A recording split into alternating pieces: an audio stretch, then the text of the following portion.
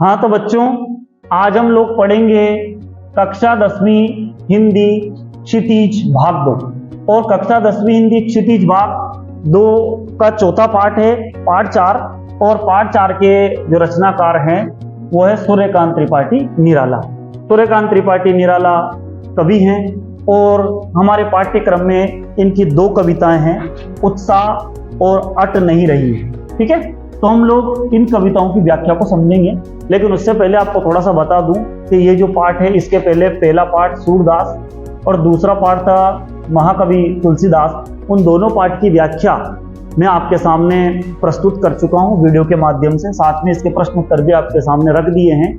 फिर भी आपको यदि वीडियो से संबंधित या विषय से संबंधित कोई भी समस्या हो तो आप मुझे कमेंट बॉक्स में कमेंट भी कर सकते हैं, और चाहे तो आप मुझे मेरे व्यक्तिगत नंबर है 77 480 34 984, इस वीडियो के नीचे आपको उसकी पट्टी मिल जाएगी नंबर की, तो आप लोग चाहें तो आप मुझे व्यक्तिगत रूप से फोन भी लगा सकते हैं, व्हाट्सएप मैसेज कर सकते हैं। ठीक है, चलते हैं, हम लोग समझेंगे कि विषय वस्तु को और इसको आसान भाषा में समझेंगे। फिर पहले थोड़ा सा समझा दूं कि उत्साह कविता जो है ये प्रगतिवादी कविता है। हम सभी इस बात को अच्छे से जानते हैं कि सूर्यकांत त्रिपाठी निराला है वो छायावाद के भी कवि हैं, साथ में प्रगतिवाद के भी कवि हैं। ठीक है, कौन से काल के कवि हैं? छायावाद और प्रगतिवाद के। तो ये हमारे पाठ्यक्रम में जो कविता है प्रगतिवादी कविता है, और यहाँ पर बादल को उनने अपनी कविता का विषय वस्तु बनाया है। लेकिन मैं आपको बता दूं, बादल का उनने जो विषय वस्तु लिए बादल के रूप में, तो बादल जो है उनके अनुसार जो ने बादल शब्द रखा हुआ है क्रांति के लिए, और क्रांति का जो दूत है वो बादल है। और इसी विषय वस्तु को हम पढ़ेंगे समझेंगे। और ये प्रगतिवादी कविता हम सभी को पता है कि जब प्रगतिवादी धारा या प्रगतिवाद था उसका मूल बिंदु ये था कि मजदूर वर्ग और निम्न वर्ग के जो लोग हैं उनको उठाना, उनका उत्थान करना, और पूंजीपति जो उनका शोषण कर रहे थे तो मजदूरों निम्न वर्ग के लोगों को अपने अधिकारों के प्रति जागृत करना। तो चलते हम लोग इस पाठ की ओर, है ना, और शीघ्रता से इस पाठ को पूरा करते हैं। तो सबसे पहले उत्साह एक आह्वान गीत है। कौन सा है? आह्वान गीत है जो बादल को संबोधित है। बादल निराला का प्रिय विषय है। कविता में बादल एक तरफ पीड़ित प्यासे जन की आकांक्षा को पूरा करने वाला है, तो दूसरी तरफ वही बादल नई कल्पना और नए अंकुर के लिए विध्वंस, विप्लव और क्रांति चेतना को संभव करने वाला भी है। कवि जीवन को व्यापक और समग्र दृष्टि से देखता है। कविता में ललित कल्पना और क्रांति चेतना दोनों ही है। यहाँ पर कल्पना और क्रांति की चेतना पूरा सार यदि इस पाठ का निकाला जाए तो बादल जो है वो मजदूर वर्ग का प्रतीक है, क्रांति का प्रतीक है, और बादल के माध्यम से वो निम्न और मजदूर वर्ग से बोलना चाह रहे हैं, आह्वान करना चाह रहे हैं कि अपने अधिकारों के लिए प्रति उत्साहित हो जाओ। तो चलते हम पाठ की ओर। सबसे पहले बादल गरजो घेर घेर, बादल गरजो घेर घेर घोर गगन धराधर ओ, ललित ललित काले घुंघराले, बाल कल्पना कैसे पाले, विद्युत छवि उर्मे कवि नवजीवन वाले, वज्र छिपा नूतन कविता फिर भर दो और बादल गरजो। ये जो कविता है इस कविता में वो बादल के माध्यम से मजदूर वर्ग और निम्न वर्ग से कह रहे हैं। हो गया, चलो अब हम लोग पढ़ते हैं, कविता की व्याख्या को समझेंगे। बादल गरजो घेर घेर घोर गगन धराधर ओ, ललित ललित काले घुंघराले, बाल कल्पना से कैसे पाले, विद्युत छवि उर्मे कवि नवजीवन वाले, वज्र छिपा नूतन कविता फिर भर दो बादल गरजो। पूरी कविता का सार यह है कि बादल के माध्यम से व्यक्ति निम्न वर्ग और मजदूर वर्ग को क्रांति के लिए आह्वान करने के लिए प्रोत्साहित करता है, उत्साहित कर रहा है। और साथ में कुछ शब्द हमारे यहाँ आवृत्ति हुई 2 शब्दों की, तो आपकी व्याकरण की दृष्टि से मैं बता दूं कि जब कोई शब्द 2 या 2 से अधिक बार आवृत्ति होती है और उसका अर्थ कभी परिवर्तित नहीं होता, तो यहाँ पर कौन सा अलंकार होगा?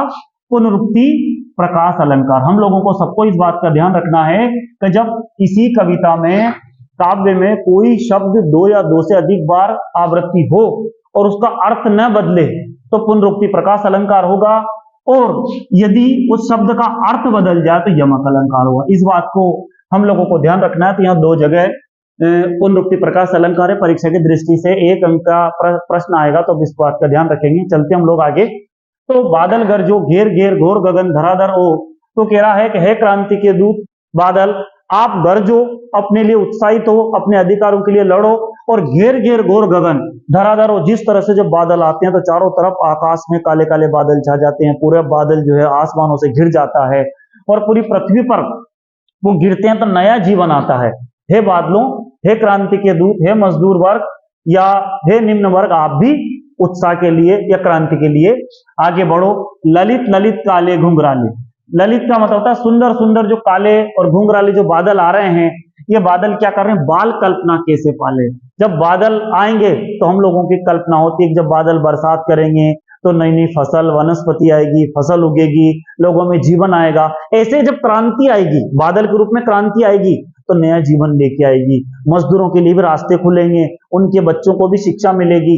हर चीज पूंजीपति वर्ग पैसा ले जाता है, लेकिन मजदूरों के लिए भी रास्ता खुलेगा। तो बाल कल्पना कैसे पाले, विद्युत छवि उर में, और अपने हृदय के अंदर, अपने उर का मतलब होता है तो विद्युत उर का मतलब हृदय में, अपने हृदय में विद्युत छवि रखो, उत्साह रखो इस क्रांति के लिए। यदि आपको कितना भी प्रयास करना पड़े वो प्रयास करो, क्योंकि हमें अपने जीवन में आगे बढ़ने के लिए स्वयं में प्रयास करना पड़ेगा, कोई अपने लिए आगे नहीं आएगा। नवजीवन वाले, और फिर बादल आप नवजीवन वाले बनो। वज्र छिपा नूतन कविता, और अपने हृदय में जो आपने वज्र छिपा रखा है, वज्र जो है वो किसका अस्त्र है, अस्त्र शस्त्र बोलते हैं ना, तो किसका है वो, इंद्र भगवान का।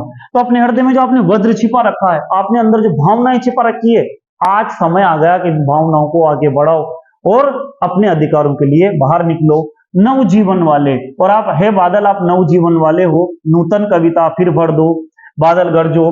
तो इस तरह से ये बादलों को संबोधित कर रहा है, और वो ऐसा उस बादलों के माध्यम से कह रहा है कवि, कई जो समाज है, ये जो जीवन है, जो नवीन समाज है, इसमें एक ऊर्जा, एक जोश भर दो। अगला देखते हैं हम लोग, विकल विकल। यहां पर भी हमें पता है कि ये शब्द 2 बार आया, विकल विकल, है ना, 2 बार शब्द आया विकल विकल, है ना, व्याकुल, फिर पुनरुक्ति प्रकाश अलंकार है, विकुल विकुल। उन्मन थे उन्मन, जब पानी नहीं गिरता समय पर हमें अपनी इच्छित वस्तु नहीं मिलती है तो क्या होता है, लोग व्याकुल हो जाते हैं, घबरा जाते हैं, उन्मन परेशान हो जाते हैं। तो हे बादल, आपकी आवश्यकता, आपके बरसने की आवश्यकता है, क्योंकि इस समय सारा समाज, मानव समाज व्याकुल है, उन्मन है, और भयंकर गर्मी के कारण परेशान है। विश्व के निधाग के सकल जन आए अज्ञात दिशा से अनंत के घन, तप्त धरा जल से फिर शीतल कर दो, बादल गरजो।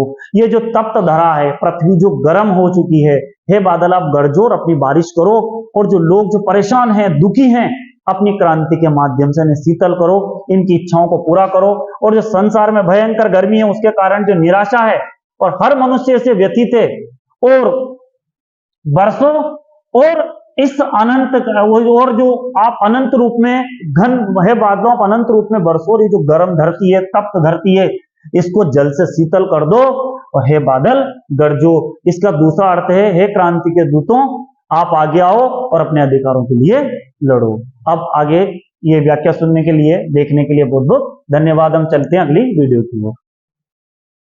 हम पढ़ेंगे सूर्यकांत त्रिपाठी की जो दूसरी कविता हमारे पाठ्यक्रम में, क्षितिज पुस्तक है जो कक्षा 10वीं पद्य भाग। तो दूसरी कविता है हमारी, अट नहीं रही है, और ये जो कविता है ये फागुन की मादकता को प्रकट करती है।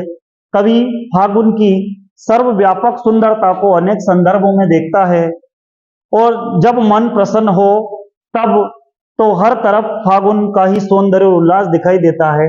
अर्थात जब फागुन का महीना होता है तो वो उल्लास का माह होता है ना, उत्साह का माह होता है। और जब हमारा मन भी प्रसन्न हो, क्योंकि हमारा यदि मन प्रसन्न नहीं तो हमें सब उत्साह ठंडा दिखेगा, कोई आनंद नहीं आएगा, कोई मजा नहीं आएगा।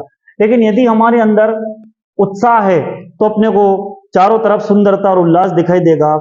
सुंदर शब्दों के चयन एवं लय ने कविता को भी फागुन की तरह सुंदर और ललित बना दिया है। अब हम समझते हैं इस कविता की एक एक पंक्ति को। हमारे पाठ्यक्रम में बहुत अच्छी कविता है ये। अट नहीं रही है आबा फागुन की तन, सट नहीं रही। कहीं सांस लेते हो तो घर घर भर देते हो, उड़ने को नभ में तुम पर कर देते हो।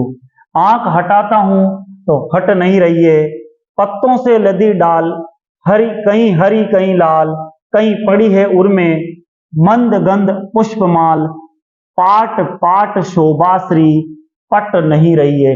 पट शब्द का मतलब होता है समा नहीं रही है, जो हमारे हृदय में ये समा नहीं रही है। ठीक है, अब हम चलते हैं इसकी व्याख्या की ओर। तो शुरू करेंगे। सबसे पहले अट नहीं रही है, आबा फागुन की तन सट नहीं रही है। अर्थात कवि ने यहाँ पर बसंत ऋतु की जो सुंदरता है उसका बखान किया है। और बसंत के आगमन, जो बसंत का आगमन है वो हिंदी के कौन से महीने से होता है? फागुन में होता है। ऐसे में फागुन की जो आबा इतनी अधिक है वो कहीं पर भी समा नहीं रही है। फिर आगे देखते हैं, कहीं सांस लेते हो तो घर घर भर देते हो। जब हम सांस लेते हैं तो हमारे हृदय के, हमारे शरीर के एक एक रोम रोम में इसकी खुशबू समा जाती है, क्योंकि चारों तरफ जो फूल खिले हैं, चारों तरफ खुशबू है, चारों तरफ हरियाली है, तो हमारा हृदय भी जो है खुशबू से भर जाता है, आनंद से भर जाता है। जब हम बसंत जब सांस लेता है तो उसकी खुशबू से हर घर भर उड़ता है। और कभी ऐसा लगता है कि बसंत आसमान में उड़ने के लिए अपने पंख फड़फड़ाता है ना। घर घर भर देते हैं, उड़ने को नभ में तुम पर पर कर देते हो। और बसंत जो है इतना उत्साह से आता है, इतनी तीव्रता से आता है, इतनी मात्रा में आता है, इतना अधिक आता है कि वह आसमान में उड़ने के लिए अपने पंख फड़फड़ाता है। और जब उसका चारों तरफ हम फागुन की सुंदरता को देखते हैं तो हमारी आंखों में वो सुंदरता समा जाती है, और बार बार हम उस सुंदरता को देखने के लिए लालायित हो जाते हैं, और हमारी आंखें उस सुंदरता से हटती नहीं है। हम बार बार अपनी आंखों को, अपनी नजरों को हटाना चाहते हैं तो पर कर देते हो। आंख हटाता हूं तो हट नहीं रही है, और तुम हे फागुन आपकी सुंदरता इतनी अच्छी है, अब मैं अपनी आंखों को इससे हटाता हूं तो मेरी आंखें बार बार तुम्हारा ये जो दृश्य है, ये जो खुशबू है, ये चारों तरफ हरियाली, ये देखने के लिए मेरी आंखें लालायित हो जाती हैं। अब उसमें क्या क्या होता है, जब अपने को पता है कि फागुन में, बसंत ऋतु में फागुन मास आता है, और बसंत ऋतु जब आती है तो चारों तरफ नए नए पत्ते, डालियों और नए नए फूल जो है वो डालियों से भर जाते हैं, है ना। डालियों पर नए नए फूल और पत्ते लग जाते हैं।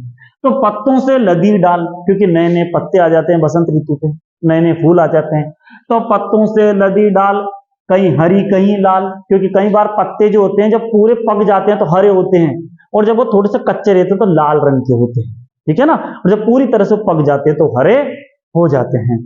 तो पत्तों से लदी डाल, चारों तरफ जो पेड़ों पर नए पत्ते निकल आए हैं, जो कई कई रंगों के हैं, कहीं हरी तो कहीं लाल, और कई सारे जो पत्ते हैं वो लाल रंग के भी, कई सारे पेड़ के पत्ते हमने देखा वो लाल रंग के भी होते हैं, कई पेड़ के पत्ते हरे रंग के भी होते हैं। तो सभी पेड़ों पर कहीं हरे पत्ते हैं, कहीं लाल पत्ते हैं, कहीं पड़ी है उर्मे मंद गंध पुष्पमाल, और कहीं जो पेड़ों के जो गले में लगता है क्या है कि भीनी भीनी खुशबू देने वाली फूलों की मालाएं भी लटकी हुई है, क्योंकि कई सारे पेड़ ऐसे होते हैं जिनमें फूल भी आते हैं और फूलों में खुशबू होती है। तो ऐसा लगता है कि उन पेड़ के ऊपर जो फूल लगे हैं वो उन पेड़ के गले में लगे हैं, गले में उनके फूलों की माला लगी हुई है, और वो माला जो है चारों तरफ खुशबू बिखेर रही है। पाट पाट शोभाश्री पट नहीं रही है, और हर तरफ ये सुंदरता बिखरी पड़ी है, चारों तरफ ये सुंदरता बिखरी पड़ी है, और ये इतनी अधिक है कि ये इस धरती पर समा नहीं रही है, हमारे हृदय में भी नहीं समा पा रही, इस धरती पर भी नहीं समा पा रही है। इस तरह से हमने इस पाठ की व्याख्या को पूरा किया। लगातार वीडियो पर बने रहें। चैनल पर नए हैं तो इसको सब्सक्राइब करेंगे और बेल आइकन को दबाएंगे तो आपको विषय संबंधित नई नई वीडियो मिलती रहेगी। सभी बच्चों का सहयोग के लिए बहुत बहुत धन्यवाद। हम चलते अगली वीडियो की ओर। इस वीडियो के लिए सबको धन्यवाद।